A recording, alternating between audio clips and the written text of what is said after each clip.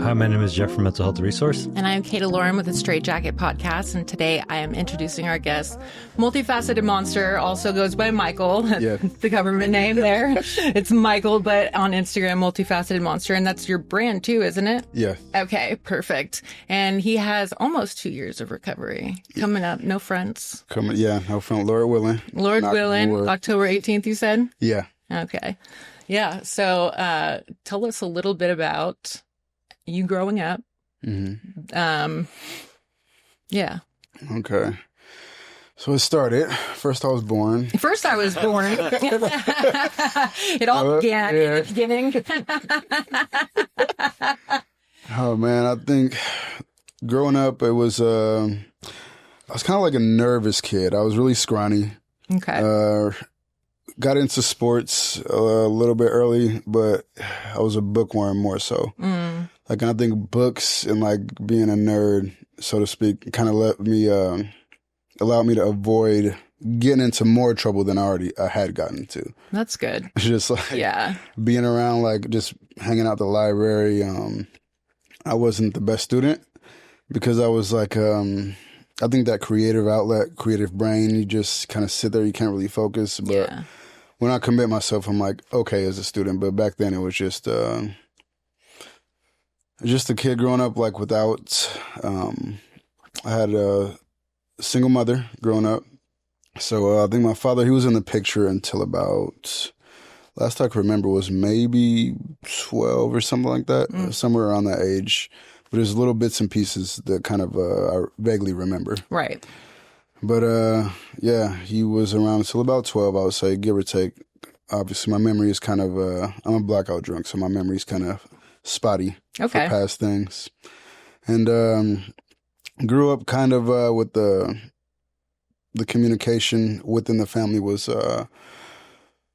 more like silent treatments and like arguing as opposed to like healthy communication skills. And I carried that on to like friendships and other relationships where I just didn't really, like when I got upset, there wasn't a like, okay, let's talk about this and solve it. It's just like, shut the fuck up, or I'm just going to ghost you and silence you. You're modeling the behavior that you learned. Yeah. And yeah. So like, I was like, I swear they called me like Black Casper growing up because I ghosted people. Me, Casper, because he was so white. Casper gang. That's the past us though. That's hilarious. But I swear it was, that was like kind of the way of my communication was a very cold, distant. I modeled exactly what I learned, and I don't fault family or blame them at all because they were modeling what they had learned. Exactly, it's generational. Right. Yeah. Yeah. So it was just not really.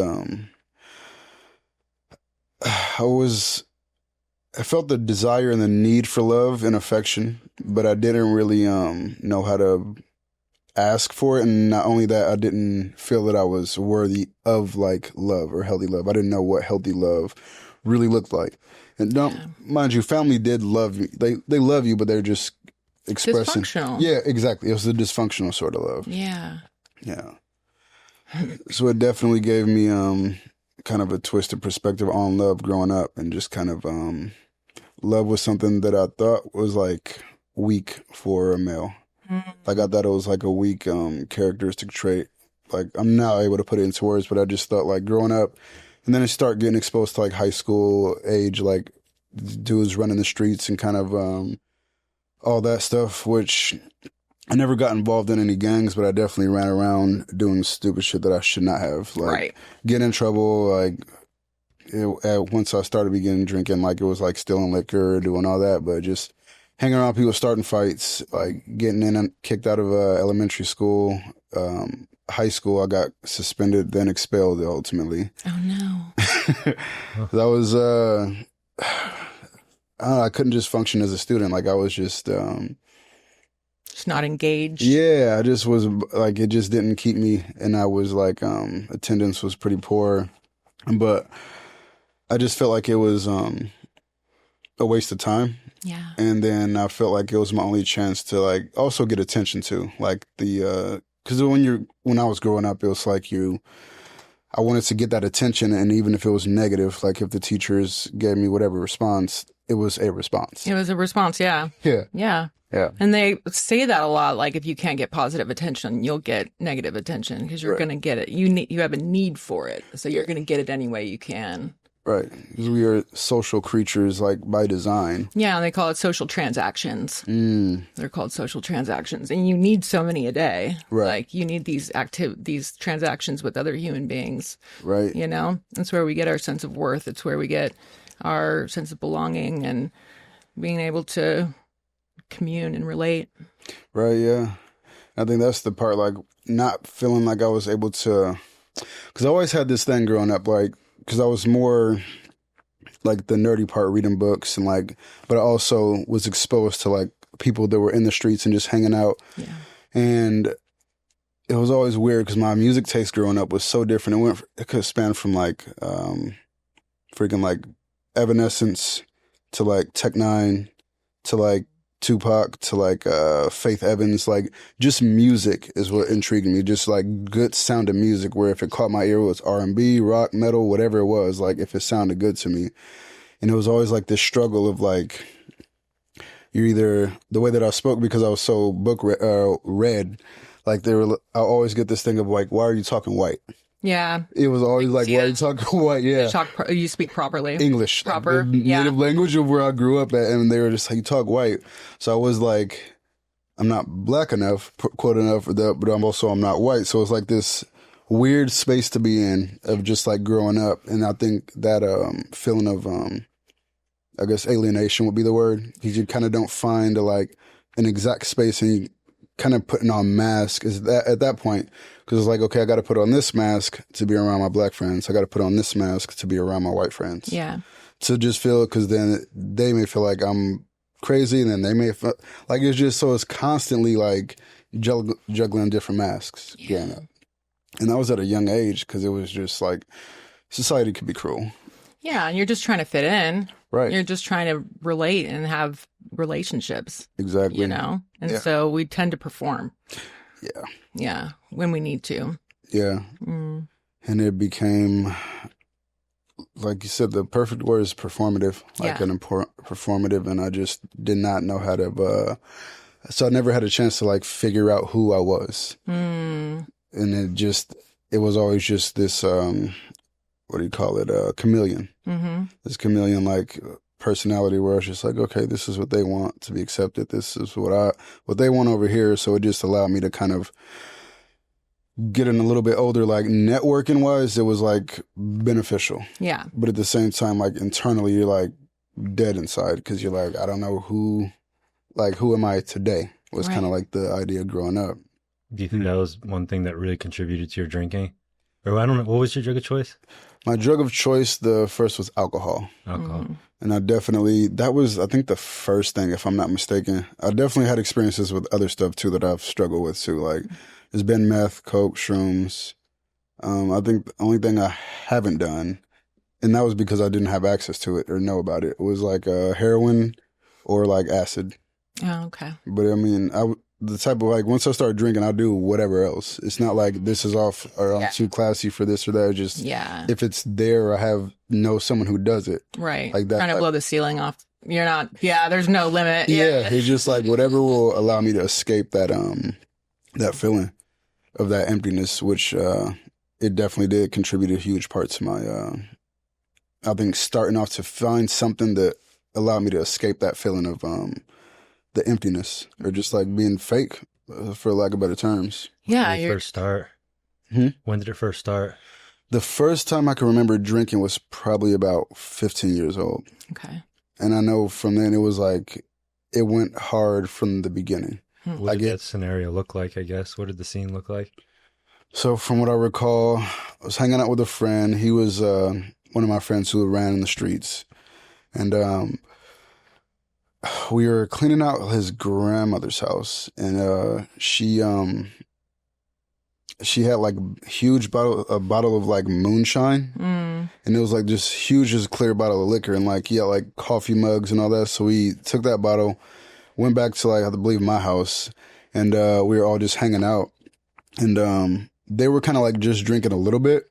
And then I got like this huge coffee mug, just poured it in and filled it up, like trying to like be the show off at the same time. Of course. Yeah, like sure. I could drink more than everybody. Like, and this mug was probably like that, like a coffee mug of liquor. Yeah. So it just, I filled it and then I just start chugging it. And then even I remember him saying exactly like after because I ended up chugging the whole thing. Oh my goodness. And even after, he was like, dude, what the fuck is like, he's What like, is wrong with you? Why did you do this? Yeah. How could you enjoy this? Yeah. Right.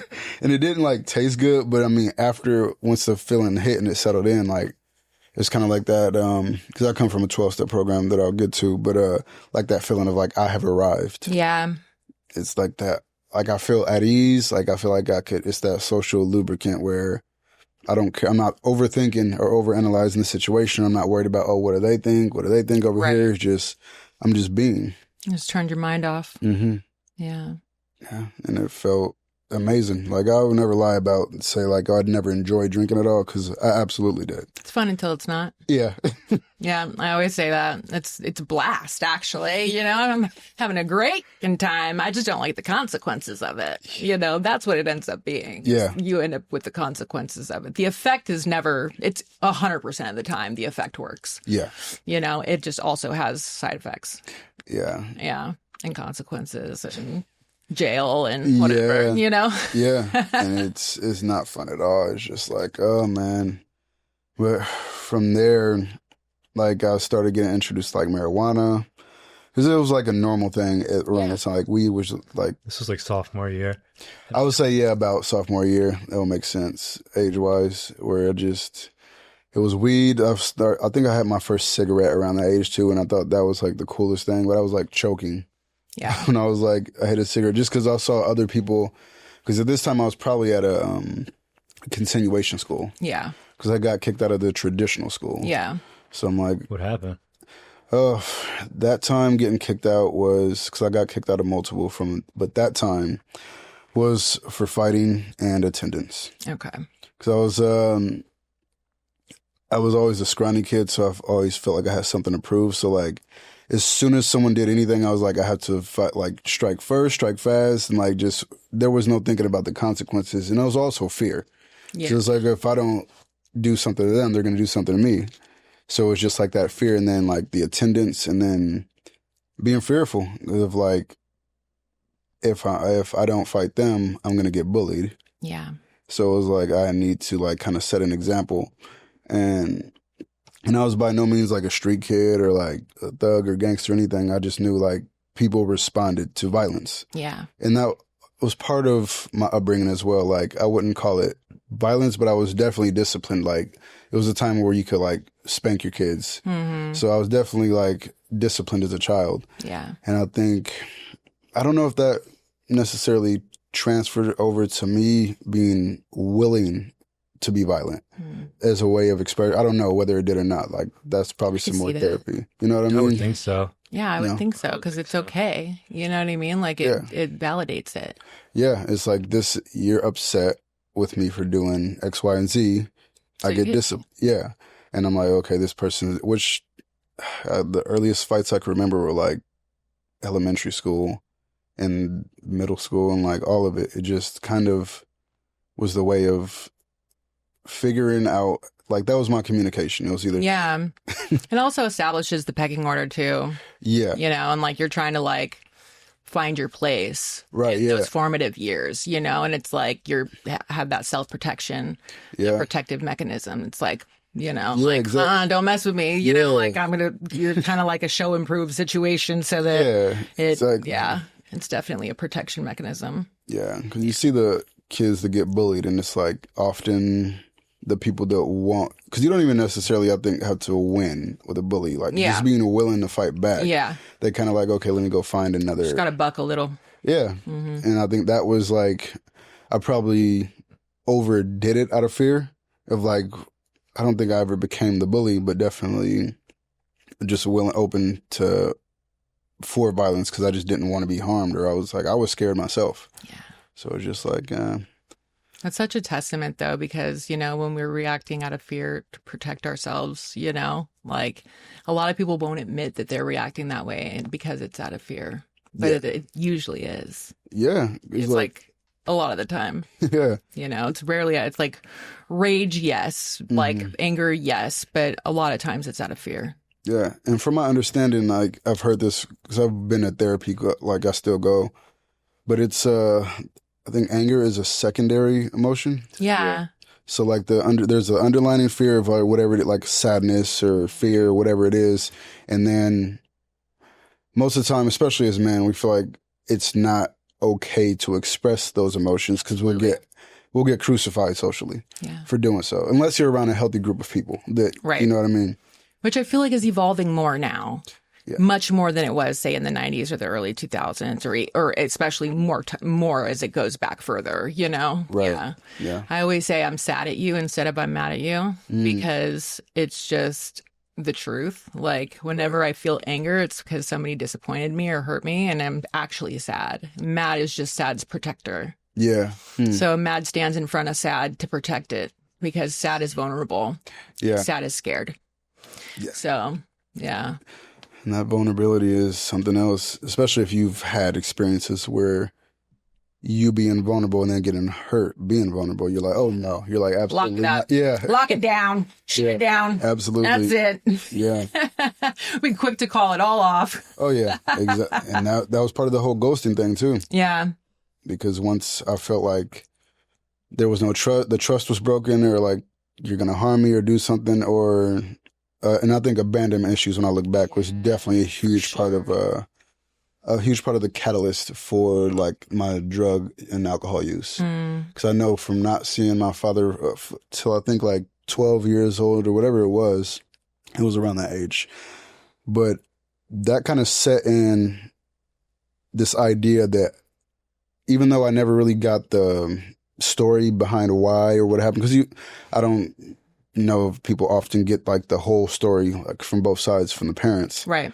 But like in my mind, it communicated to me that I'm not enough for this dude to stay. Exactly. So like I'm not enough for like life itself. And I walked through life with that, I guess, inferiority complex. So it was definitely helped. I feel like it definitely contributed to me wanting to escape through feeling okay, which was through substances. Drugs. Yeah. Go ahead. Yeah. How did that path look when you started drinking? Like, how did it get out of control? So there wasn't major consequences until I think, let me back up. Like it began with the drinking at around 15 and like just kind of a social thing, like be at parties with friends, hanging out, drinking. But it started to slowly, like I was always the one that did too much and blacked out. Okay. Like it just slowly but surely, like I was always the one where I had to drink the most. We would play games like King's Cup. And I was like, there was one day I remember where we a bunch of friends rented a cabin and we spent like probably like $700 on different liquors. And just, and there was a bunch of friends, mind you, there was like people from all over. There was like 15 of us, and just hanging out and playing this game King's Cup and just mixing so many different liquors, like liquors that don't even go together. Like for one, you probably shouldn't be mixing them at all, but right, yeah, you mixing like Jaeger and tequila and moonshine. Absolutely not. Right. Absolutely, that's murder. Yeah. That's murder, death, kill. That is death. So it's funny you say that because me and my buddy, we were like both like trying to be like the big dog. Right. So we're both at the table, like we're just pouring all these different liquors in the cup.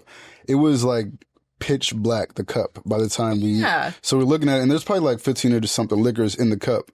And we're like, cheers. Like, I'm not going to be the one to like cave. So we like cheers. And he was like, hell no, you put it down. Cause he's like, it smells like fuel. Like gasoline. And it was like, he was like, this is like death cup. This is not King's Cup anymore. Yeah. And I still remember drinking it.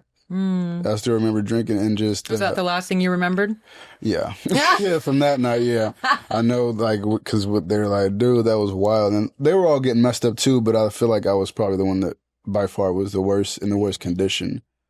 And just always... And that was a consistent thing for you. You were always the one in the worst condition. Yeah.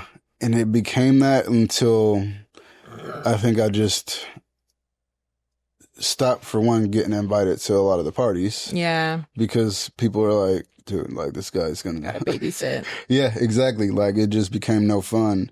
And my defense mechanism to that, once I stopped getting invited, was like, okay, I'm gonna reject you before you reject me. So I started like being like less social. Yeah. Having less friends, or like keeping less friendship, or stop being open to so many friendships. Yeah.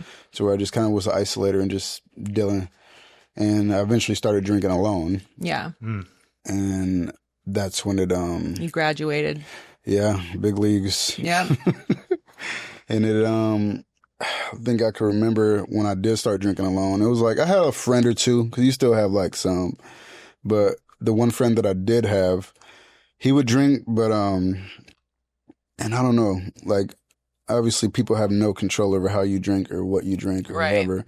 But I think it's kind of those friendships where people are okay seeing you not necessarily doing the best. Yeah.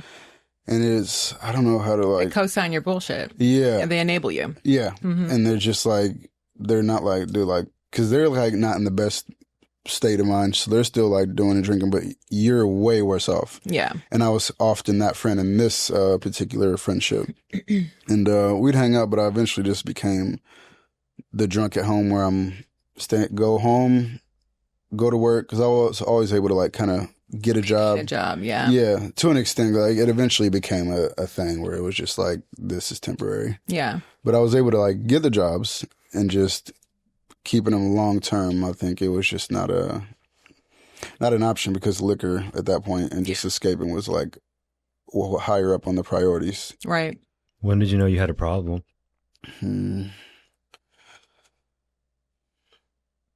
I'll probably say about after my first time in rehab.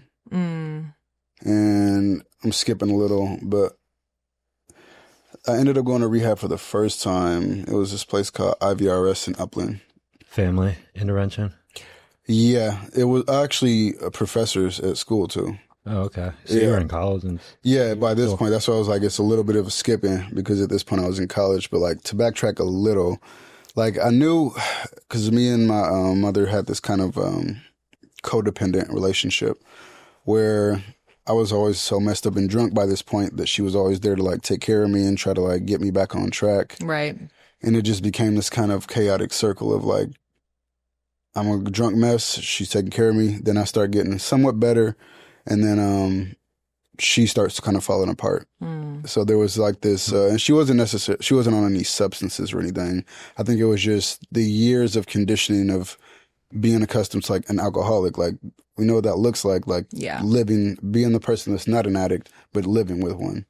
Yeah. It becomes its own addiction. Yeah. Like you're addicted to helping, or, you know what I mean? Like it's enabling, it's a family disease. Yeah. You know? And that I did not really understand until actually really recently. Yeah. Like within the last year, I would say I didn't really comprehend when I did get a little bit healthier, try to make different changes. Because I was never like in program or sober back at that point. It was just like, okay, I'm just not going to drink. Kind of one of those things where you have a bad weekend, you're like, I'm never going to do that again. I'm going to get my life together. I'm going to go to the gym. Like, yeah. Although I'm going to start eating. I'm going to eat healthy. I'm meal prepping. Exactly. Yep. Yeah. It was wild. And years of that. But at the same time, I was always like willing to go out and find a job and do the work. So that's how I eventually did get into college. It was a friend that, because I was working just like a bunch of warehouse jobs back to back, because those were the type of jobs you could get like same day. Yeah. So I would lose them so often that I would have to go to this different temp agency and that temp agency to try to figure out a job. And it really, it was depressing, but it was work. Yeah. And I think I had to like, I chose to drink after, probably during most of the jobs. Yeah. Mm. Until one of my friends, she recommended that, she's like, why don't you go to college? And mind you, this is a friend who did an intervention as well. Her mother was like, I think at that time, like maybe 10 years sober, and she was like huge in AA. Yeah. Or she like definitely had a staple within the program. Right. And she herself, my friend, didn't, but it was sort of like we were friends, but also like it was like trying to figure out a relationship at the same time. And she was like, I think just trying to save me from myself. So she would always try to like intervene. She was like the friend that could always go over there like drunk, middle of the night driving, whatever. But she definitely tried to help a number of times, and she definitely encouraged me to get into college, which I did. Because I did, like I said, I got kicked out of all the schools, so I never graduated. Yeah. I ended up getting a GED.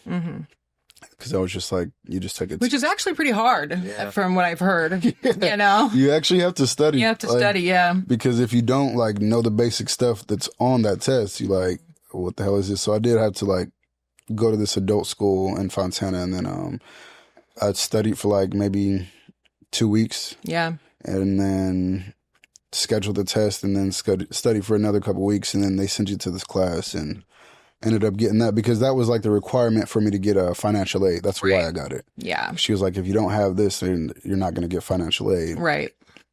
So I was like, it's free money. So I did start going to college. But even then, like, since I had felt like I missed out on life, the whole college life was like, I was like, oh, I'm in college now. I got to do like what they do in college, like what you see in the movies. I'm a drink. I'm a drink. So now I gotta, parties. I'm doing the most. Yeah, for sure.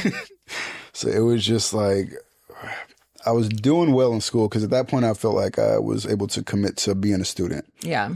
So I was actually doing pretty well overall and warmed up to the teachers pretty nicely. Like I was just like, man, this is, like I saw like a somewhat of a bright future because I wanted to go to school for nursing. I wanted to do travel nursing.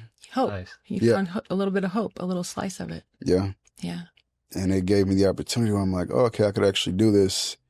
And by this time, like, mind you, there's parts I skipped over when we could backtrack on that as well. But like at this time when I was going to college, like my record had already had a felony. Yeah. By this point. And I was like, there's no way to get a nursing license because they do like a FBI, like the fingerprint background checks, like the legit ones.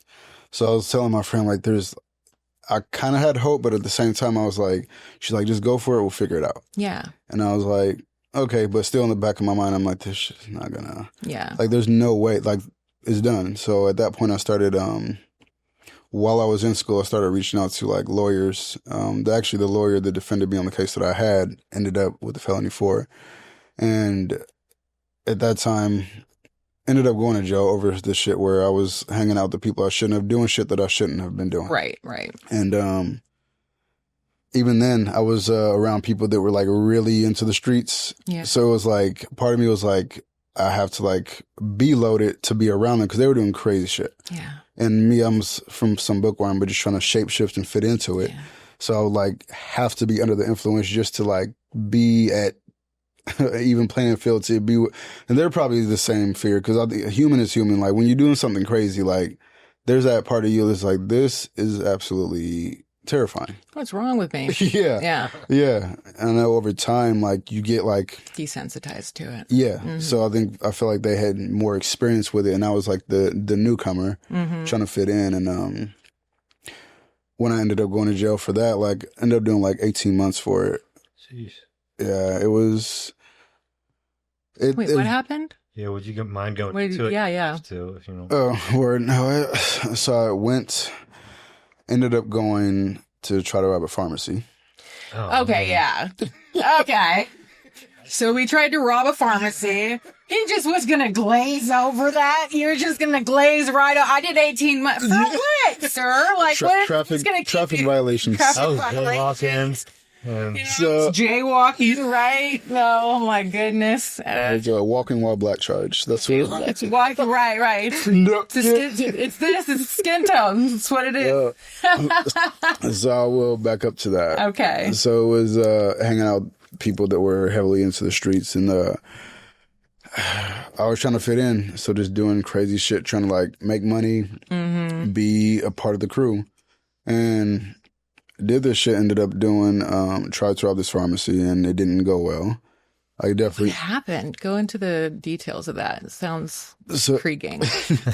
So it, I was with this person, I'm not going to mention specifically who, but with this person, and ended up, he's like, I have this lick, which translation, robbery.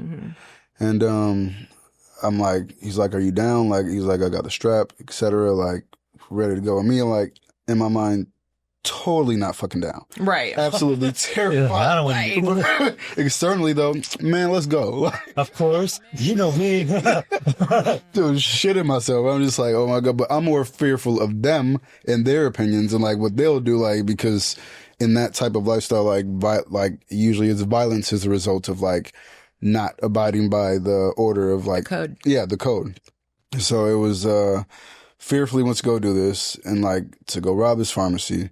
And it's like, oh, there's no cameras, like, and he hands me this gun, and I like, this is probably the first time I actually held a gun. It was a 357, and I'm just like terrified. Like, he was like, the safety's on, so he drives me to go do this shit. I go into the pharmacy. He was like, there's just like one dude in there. It's gonna be super easy, just get in, get out. And me like fucking acting like I'm like professional robber. It was the most insane experience ever. I'm walking to the pharmacy and I'm like, and I have this gun. It's like, I've stuffed it in my pants, walked in, and I was like, I need to fill a prescription. And the first thing I like, they'll see that there's a camera. And I'm just like, that's the first thing. I was like, they're wrong about that. Right. Yeah. I was like, oh my God. And then I walked to the desk and then he's like, there's a dude, there's two ladies. So I'm like, oh God, like they just wrong about that. I'm just like, so I'm like, just like in this between a rock and a hard place.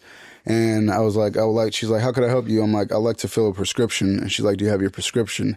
Then I pull out the gun and put it on the desk. And I was like, I need everything. And she immediately like jumps back and she pushes this button. Oh my God. So I knew like in my mind, I'm like, they're going to be here in a matter of seconds. So I'm like, and I'm not fucking killer. I'm not going to shoot anybody or do stupid shit. So I just grabbed the gun and bolt and I run around to the car and this fool was not at the car. And I'm just, and he's supposed to be. He's not in the car? No. Oh my God, worst getaway driver ever. And like part of me felt like it was like trying to set me up. I don't know what the fuck. Well, I was just like. Why didn't he go in with you? I think that feels like a setup. Yeah, it was just like, and looking back on it, I'm just like, yeah, I have no business. Like it showed me a lot, like in hindsight about that situation. And then he comes strolling around the corner from wherever he was at. And he jumps in the car and my heart's fucking a million miles per hour. So we get back and tell him I was like, I didn't end up getting anything. He's like, oh, you got your feet wet. Kind of like, welcome to this lifestyle. Yeah.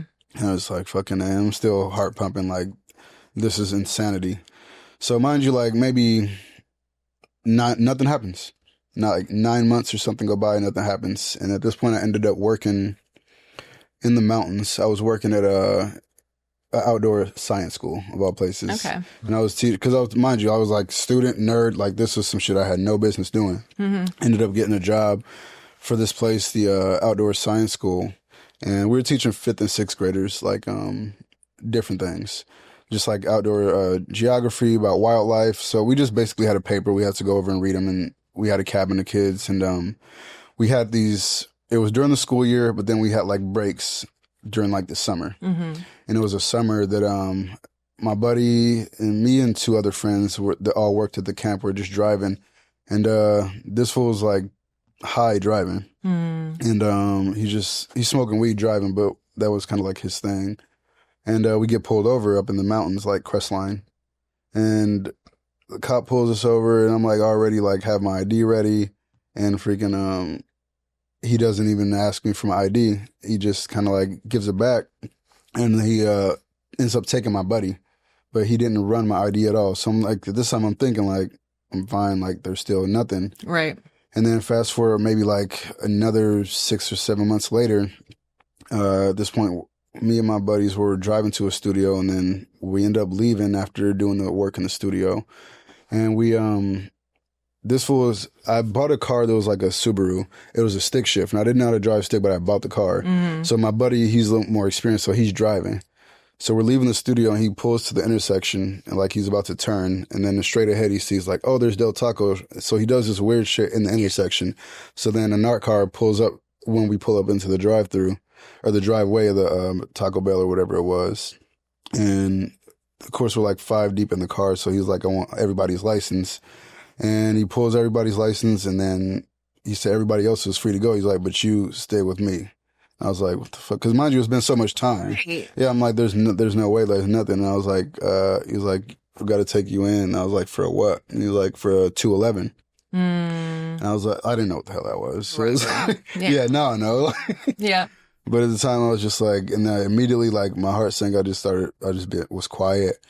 And they ended up taking me in that weekend, and it became this whole process of getting I had like some money saved because I was working at the camp. So I was able to get a lawyer with the money that I had put aside. Yeah. And that saved me from getting a public defender because their first offer for the crime was like 13 years. Oh my God. And there was my heart sank. It was just, if you don't get a lawyer, you're completely fucked in the system. Totally. Like there's anybody who's, listening, get a lawyer. Yeah. 100%. Whatever you can do, even the cheapest one is better than your public defender because the public defender wants to be the DA. Yeah. They're going to railroad people off. So it was wild, and definitely was an eye opener because I knew what I was responsible for and guilty for. I ended up pleading out to like a not guilty plea for like time served with, it ended up being 3 years with half. Yeah. Which was like 18 months, like after, because you're in and out of the county, going to court, back and forth. And did you bail out? No. Okay. I didn't have money to bail out. I just had the money for a lawyer, which was the only fortunate thing, but I ended up staying the whole time. And it definitely showed me something. Like you have all these jailhouse lawyers, all these guys telling you like, oh, just fight it all the way through, and like they're gonna try to wash you, just fight it. And I'm thinking to myself logically, I'm like, I know what the fuck I did. Like, why would I go all the way? Right. Waste my time. Yeah, and like, and then they give you the max of whatever. Yeah. If you ended up fighting it, because you're wasting time. Of the courts and people. So public resources. Right. Yeah. So like, I was just with the lawyer. He was like, look, I don't know if you want to fight this at all, because it was from the Cochran firm, like so I kind of felt a little bit of relief with that because I had like a good reputation, that firm. Yeah. And he said what they found at the scene of the crime, the source should have been like world's dumbest criminals. That's why I knew I wasn't built for this shit. He's like, they found glasses and they found my ID at the scene of the crime. No, you left your ID. Oh my goodness. Who? You left your ID at the scene. I wonder if they asked for the ID when you said you needed to refill. And he was like, yeah. Like, replace the ID. Oh my gosh. I mean, and I don't know, because it definitely wasn't inside. But I mean, mind you, there's been years, so I don't know the exact details. But I know damn sure, like, I thought I had left it in the car. Yeah. Like, that was my thought. I was like, So part of me was like, is it a setup, or did I actually do the stupid shit and leave? And there's no way of that I could, but it's just like, that's some world's dumbest criminal shit, for sure. It is. Yeah, for sure. Because I at the scene of the crime. Yeah, here you go. In case you didn't know where I am. This is me. In case the camera footage wasn't clear enough. Right. Yeah. Just like, oh my God, dude. And it was just like one of the wildest things. So like, I knew, once he said that, I was just like, because the lawyer that I had, he was previously a DA. Yeah. Or he had worked in that area. So he kind of was like, look, he was like, I'm not saying you did it. Well, he was kind of like, because we were talking through the pane glass, so it was supposed to be on record. He's like, I'm not saying you did anything. He's like, but they have this footage, which is not cleared up, but they can do like it's all grainy, I guess, at first, but they could do the process of like clearing it up. So I just say, no, let's just do like a deal. And took the deal and ended up going to like Delano prison, and then from there, like, they transferred me to like a fire camp. So it wasn't like a terrible experience the whole time. I mean, it was terrible. You're locked up. Yeah, yeah. But it was like jail. As good as it could get, like, from the situation. So yeah, and that steered me away from like dealing with like knowing that I was not a street person or should be involved in any shit like that. Yeah, that's insane. How did that affect your addiction? Like, take me to the worst part of your addiction. Man, my worst part was probably the time right before I got sober this time around. Okay. And this time I was in a relationship. Like, let me remind you first how I got into the relationship. So I went to rehab for the second time. I went to this detox. And mind you, I had a bunch of like 5150s and holds but I finally went to a detox, and I decided like, okay, I'm going to try to get some help for the sake of like not destroying like my job and everything like that. So I went, and my job kind of was like, we have this EAP program. Why don't you take advantage of it? So I was like, okay.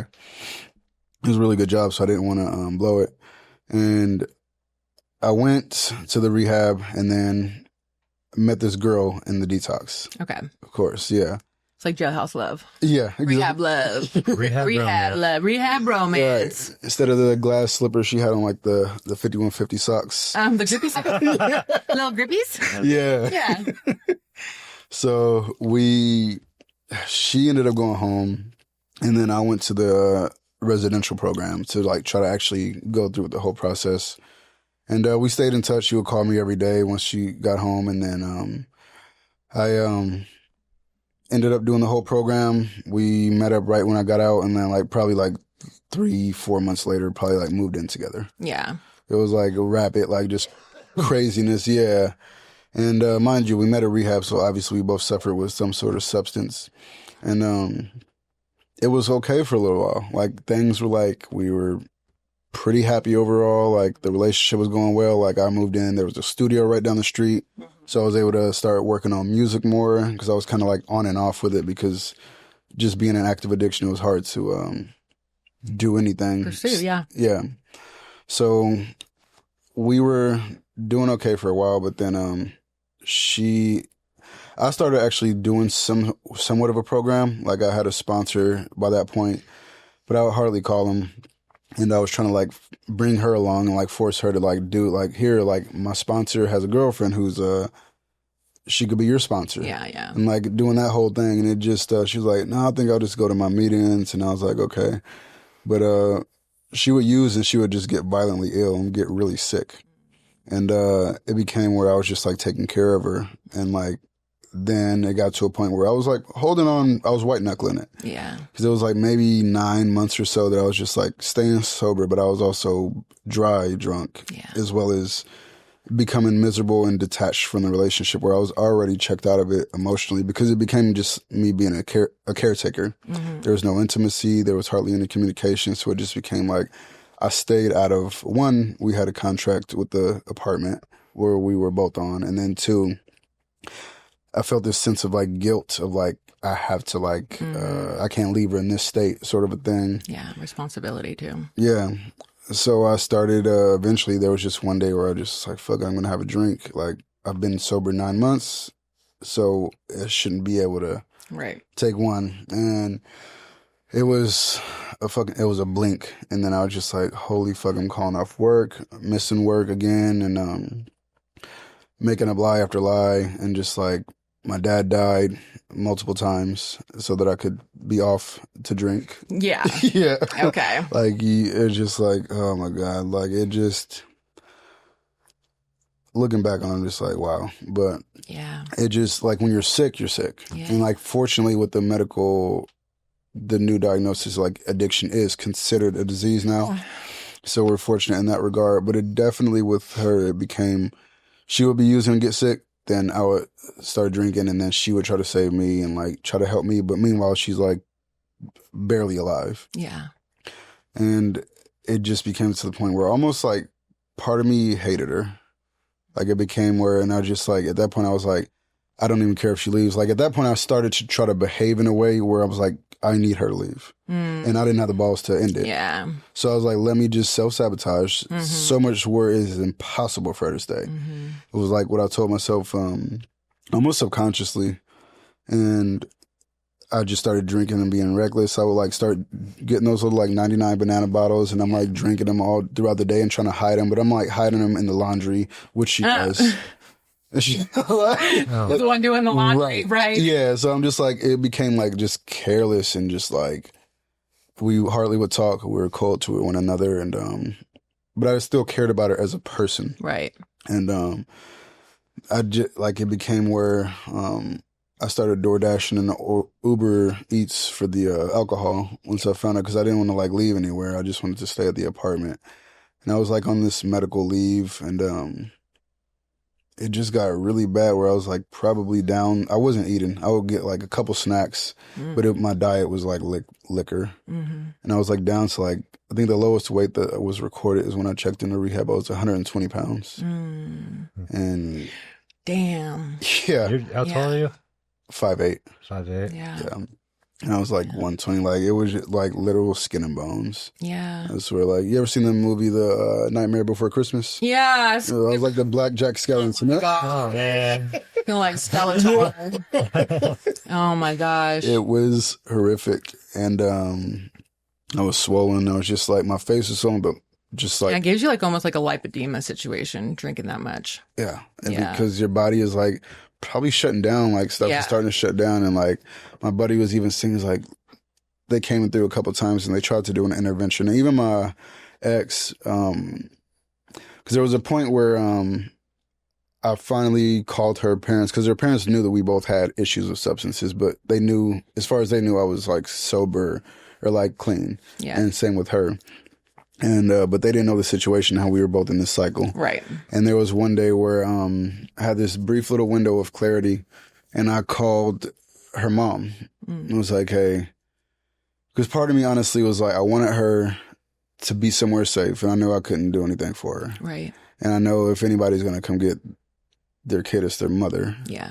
And so I called her mom and like just told her the whole situation. Like, look, I'm sick using this, and she's sick.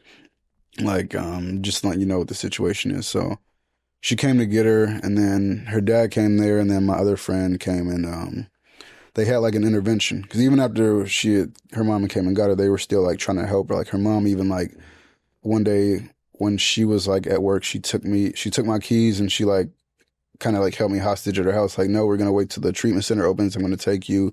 So like there was multiple times where her family intervened, even post breakup. Yeah. Like, they still Trying to save you. Yeah.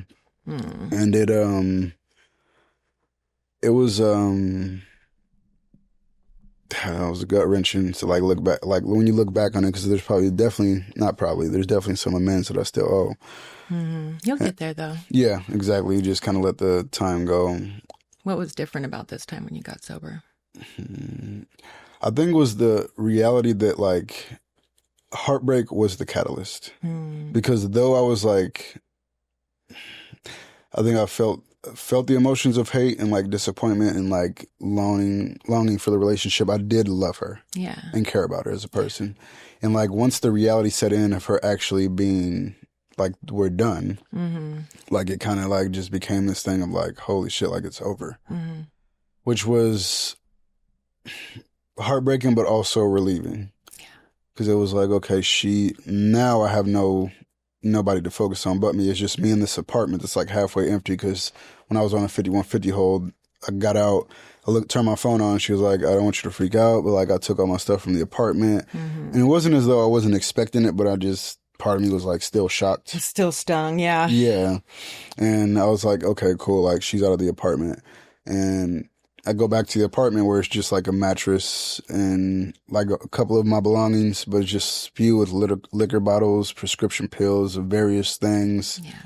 And I was like, fuck it. Like, I'm here. I just wanted to kind of drink myself to death was like the goal. Cause I had definitely been suicidal a few times throughout life, but I don't ever remembered having like the attempts.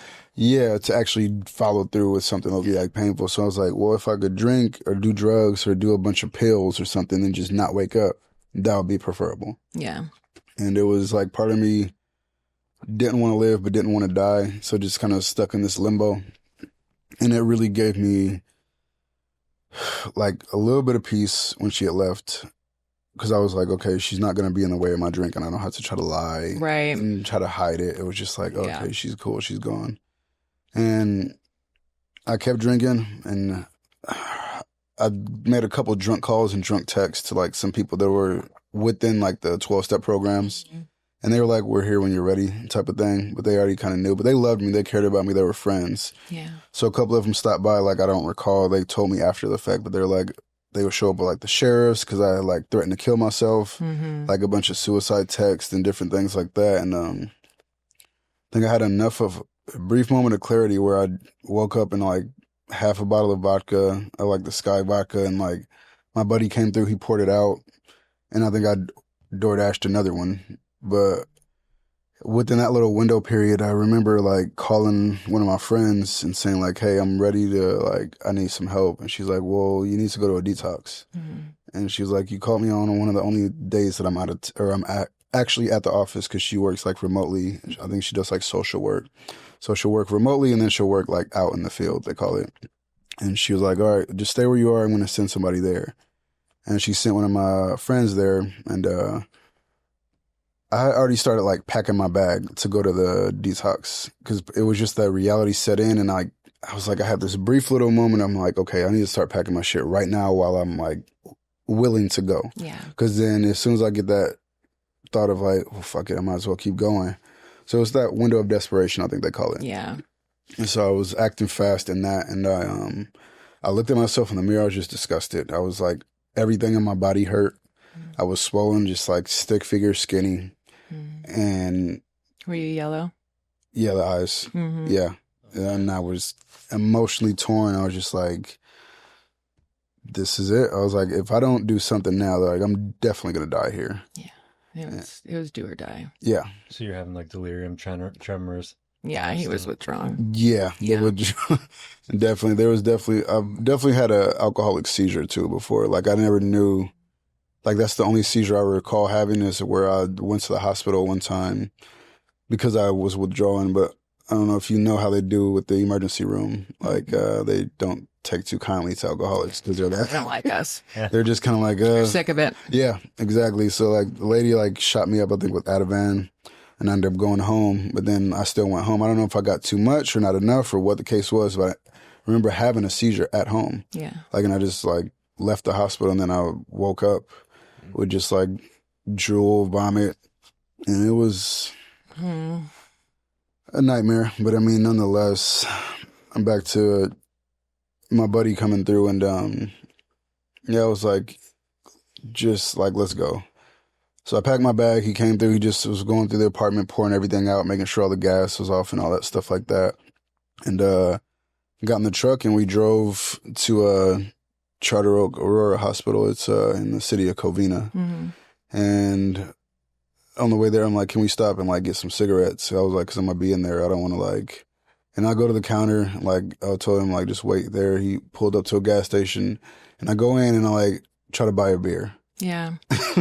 Try to buy a beer, and then I'm like, the lady, I'm like probably like this at the desk because I'm like still so drunk. Yeah.